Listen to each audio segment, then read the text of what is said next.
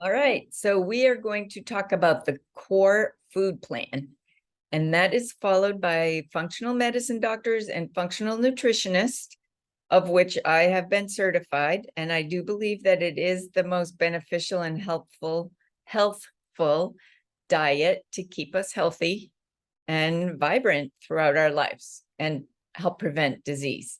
Of course, there are genetic influences and hereditary factors that can influence you, even if you do follow a fantastic diet. But whatever you can do will help benefit you to, if you did have one of these diseases, you'd be able to help ward it off, I think, more.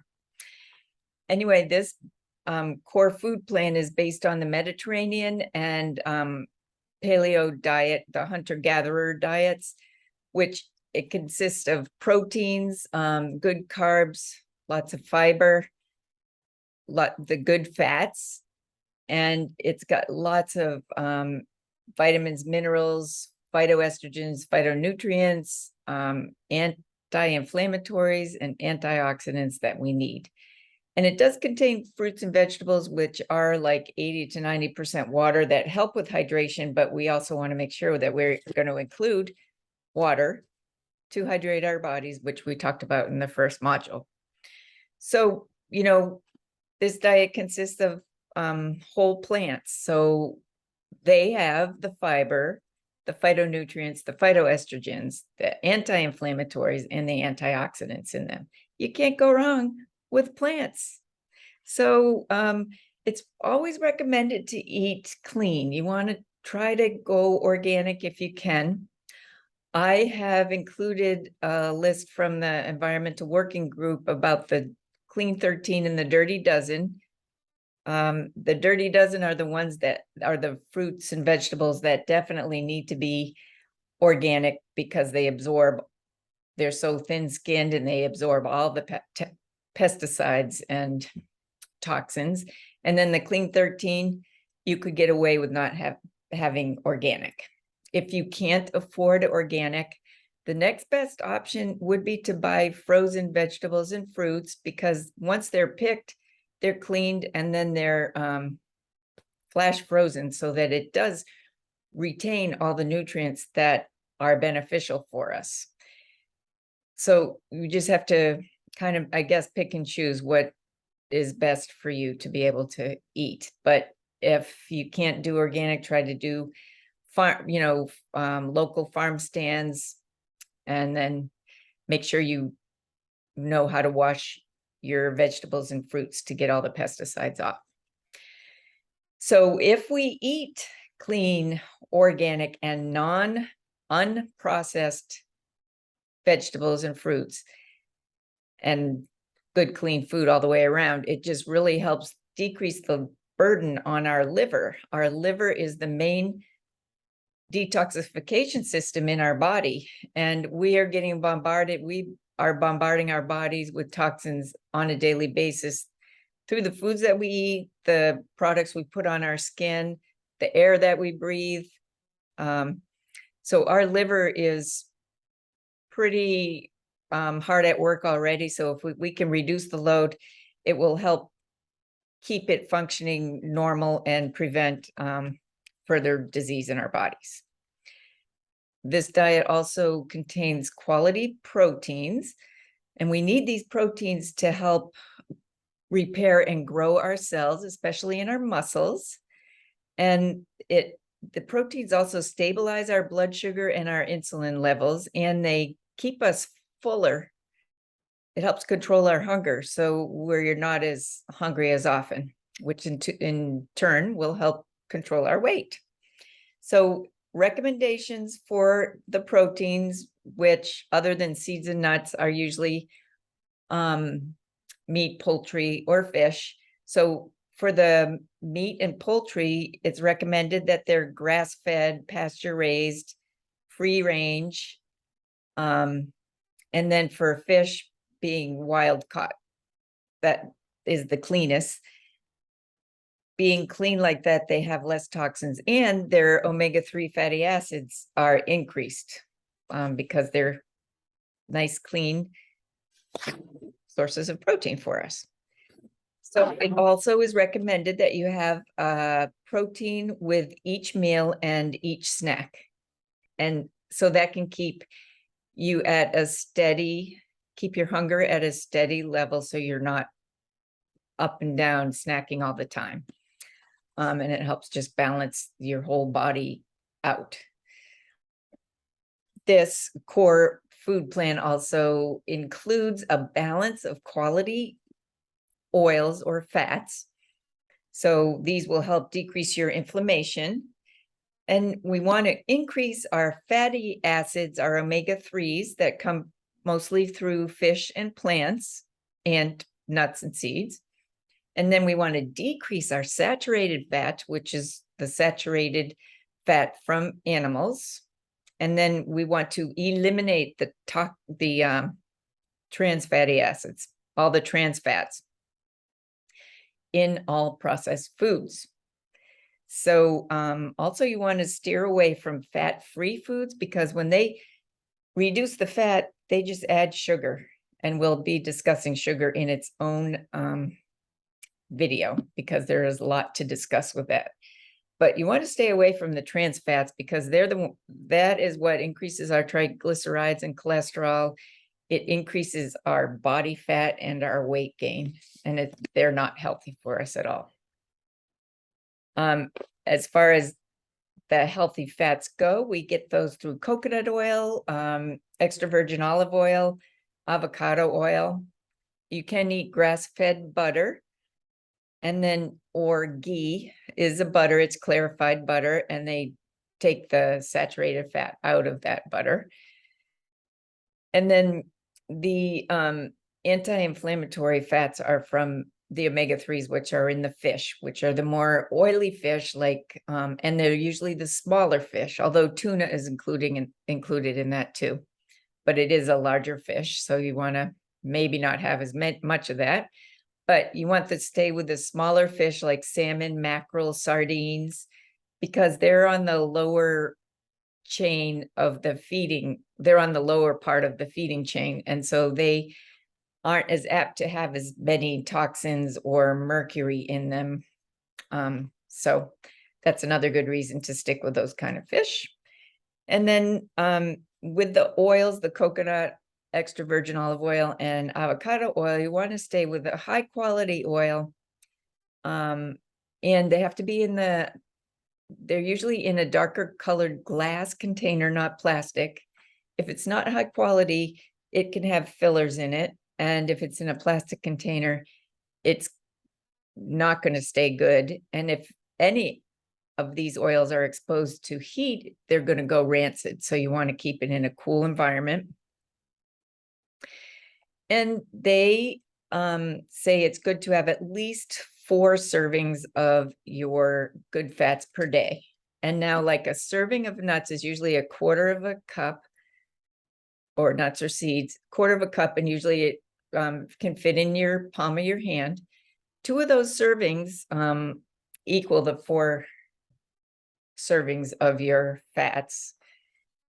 But you can use the oils, you can make your own salad dressings, you can drizzle it on veggies or salads,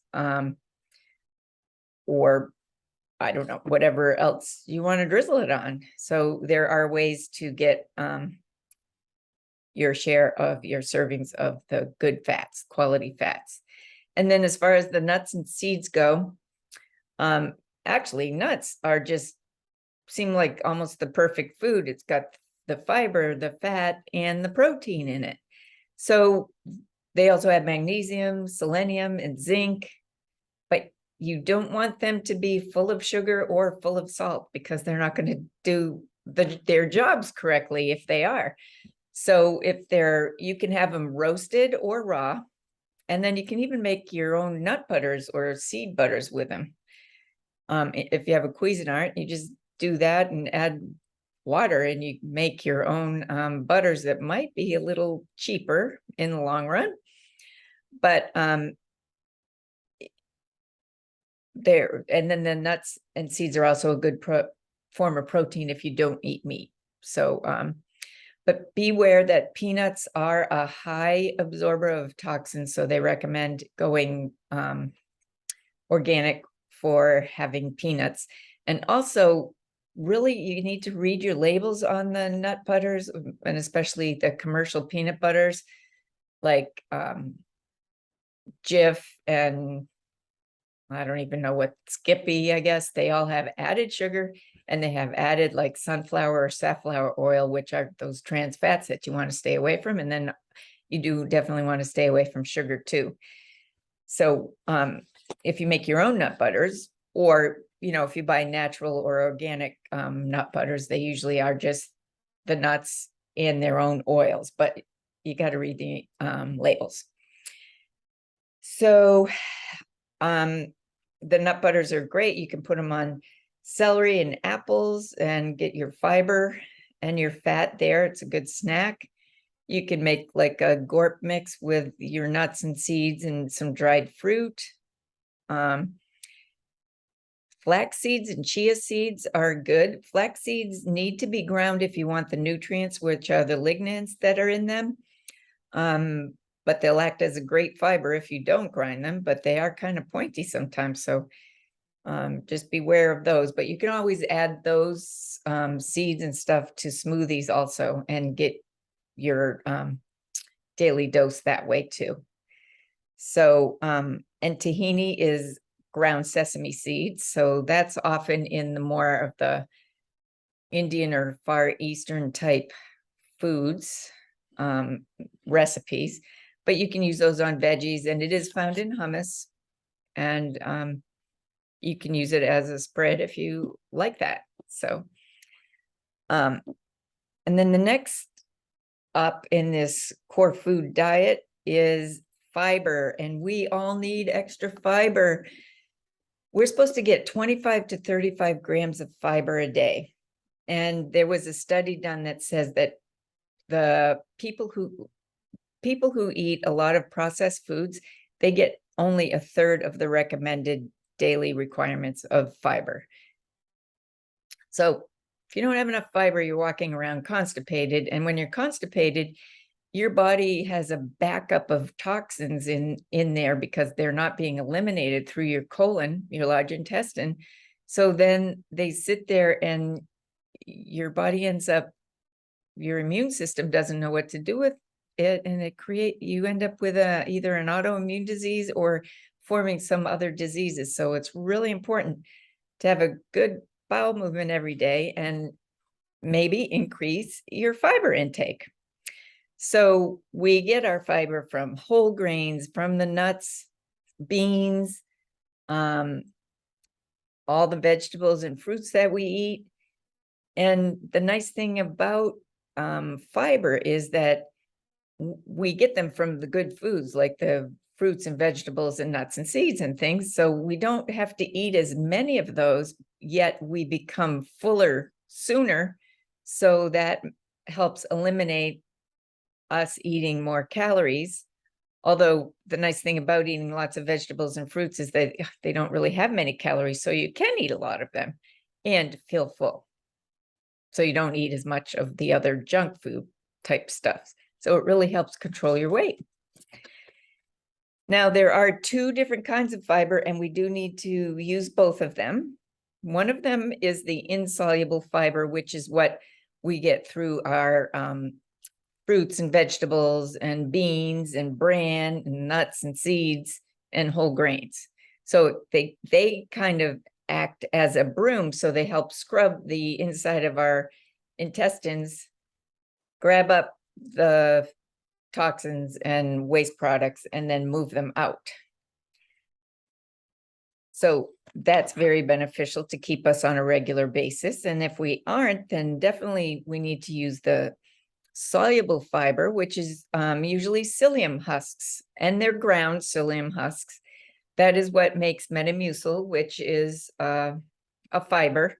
And I did read the ingredients on some Metamucil bottles, and there's a lot of stuff in there that is not fiber. So I personally suggest getting ground psyllium husk, which you can buy at you know, you can get it in bulk at Sprouts, you can get them in a container at most of the grocery stores or drugstores. And it just mixes with the water. You have to drink it down pretty quick or else it, because it does form a gel once it's mixed with water. And that gel formation, it kind of acts like a vacuum as it moves through your intestines, as long as you're drinking plenty of water to help move it through. It's absorbing the toxins and the extra fats and the extra cholesterol, and it holds on to them and it moves it out as it goes out. But like I said, you do need to make sure you're drinking enough water, or else it can make you more constipated too. And you don't want to take it when you're taking your pills, because it will just, those pills will just end up in that gel form and they won't be absorbed. So you want to take it a half hour before or an hour and a half after you take your pills. So fiber is definitely food for our intestines and very helpful for our body and our overall health.